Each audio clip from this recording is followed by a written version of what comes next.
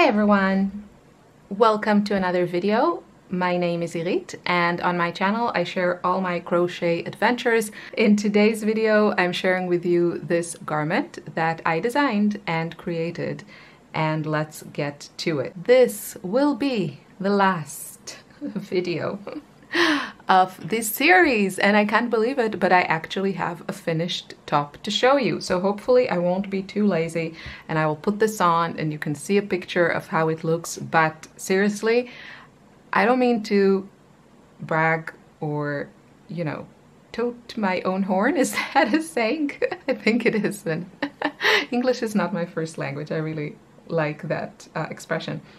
I did it, and I did this all by myself, and I came up with the pattern myself. And my point is, if I can do it, anyone can do it. I've only been crocheting for a few months, and it just takes, you have to be willing to experiment, frog things, start over, try again, and kind of, you know, just try and try. So I'll start with, first of all, I recommend checking the other videos in the series so you can see how it all came together, because this didn't just happen. It was, you know, a labor of love, but it was actually simpler than I feared. So the yarns that I used are Concept by Katia Pluma, and obviously a different color. This yarn is gorgeous, gorgeous, gorgeous. It is 85% cotton and 15% polyamide, and it's just beautiful, beautiful to work with. And for me, it's definitely, I wish they had more colors, but actually their color range is not so different from many of my, you know, the colors that I like to wear. And so I think it'll be okay. But this is definitely going to be one of my go-to colors for cardigans and sweaters, go-to yarns, because it is gorgeous. And then the other yarn that I used is Giza cotton from Ice Yarns. This is 100% mercerized Giza cotton, and 50 grams give you 125 meters. Oh, I forgot to say. 50 grams will give you 150 meters approximately. And yeah, so this is beautiful.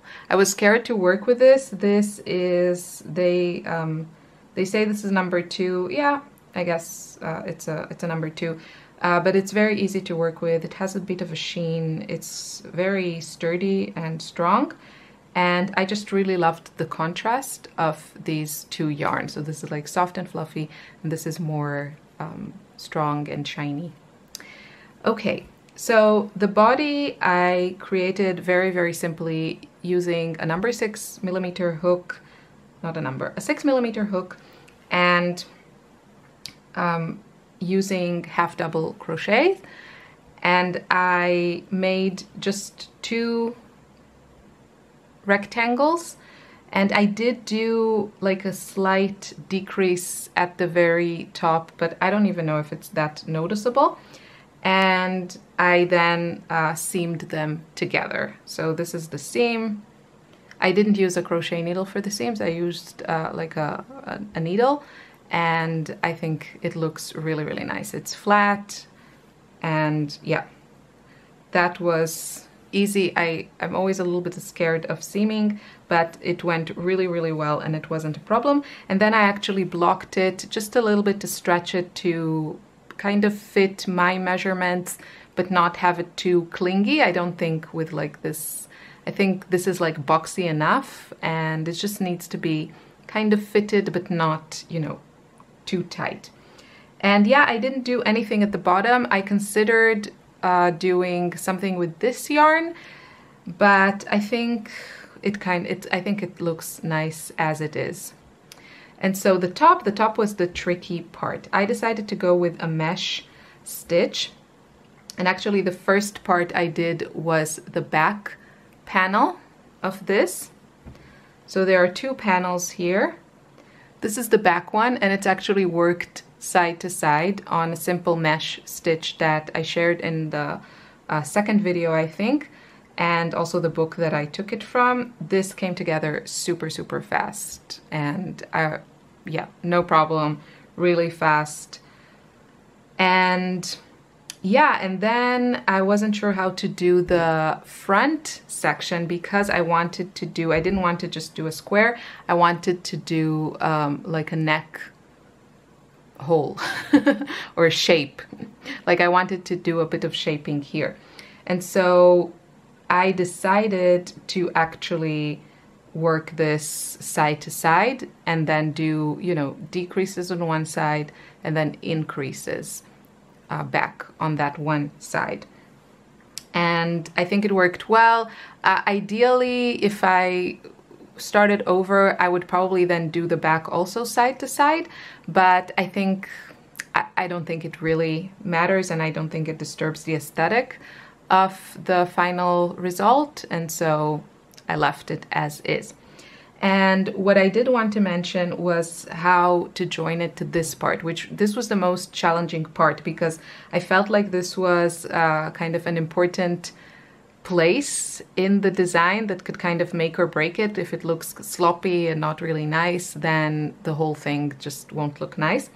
And so this took a lot of trial and error. This was the most challenging part, and I'll zoom you in on that area. So the first thing that I did is, remember, I crocheted this from side to side. So the first thing I did was just put a single crochet row here. So that would be the straight edge of this shaped piece. So I put a single crochet here, and then I joined it to the fluffy part with, what was this? Like a front loop only single crochet. So that's how I joined it to this thing. And then I have this really nice line from the back loop because I did this with the two right sides facing each other. And so this is my single crochet that you can see, and I only put it in the front loop. And so the back loop is visible here. And then, so this line is the back loop that I didn't touch when I made this row of single crochets. And then I also did a single crochet just to clean out the edges here and kind of bring it together. And the same goes for this row. So this is actually crocheted, yeah, top to bottom or bottom to top. But again, I did the same thing. I did a row of single crochet just so that everything is like nice and neat. And then I put the right sides together. And again, I did a single crochet row in the front loop only. So then I have this line here, which is the back loop of the row. And yeah, and as I said, I went around with a single crochet just to clean up these edges. And I actually didn't block this. I didn't really see the need to. And this turned out beautiful. I used the book that I used, which I will link you below, and I show it in other videos. It shows you exactly how to do the increases and decreases. It's not super intuitive in this kind of fabric or in this kind of stitch, but it all worked well.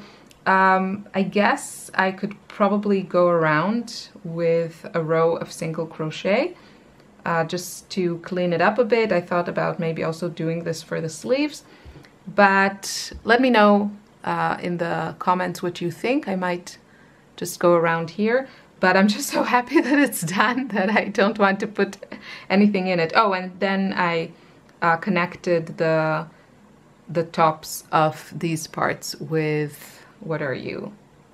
I think it was just like a single crochet kind of connection, but I wanted it to be sturdy and not like stretch too much, and I like the way that it looked. It's not super flat because this has a little bit of height to it, but it's okay. It's like so delicate that it's not, the yarn is very thin, so it's not a big deal, but that's how the join looks, and I'm happy with it.